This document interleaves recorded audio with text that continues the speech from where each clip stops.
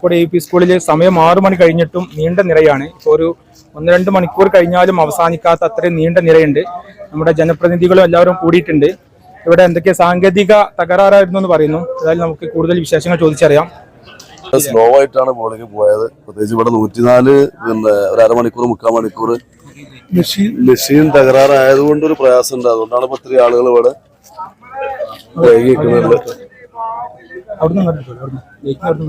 തെരഞ്ഞെടുപ്പിന്റെ ആരെങ്കിലും വോട്ട് ചെയ്യാത്തവരുണ്ടോ?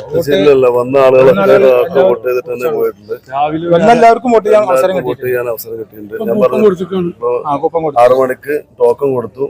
കഴിഞ്ഞിട്ട് അവസാനിപ്പിക്കും. തീർച്ചയായിട്ടും ഇവരൊക്കെ കഴിഞ്ഞിട്ട് അവസാനിപ്പിക്കുള്ളൂ. എല്ലാ സൗകര്യവും ലൈറ്റും കാര്യങ്ങളൊക്കെ നേരത്തെ തന്നെ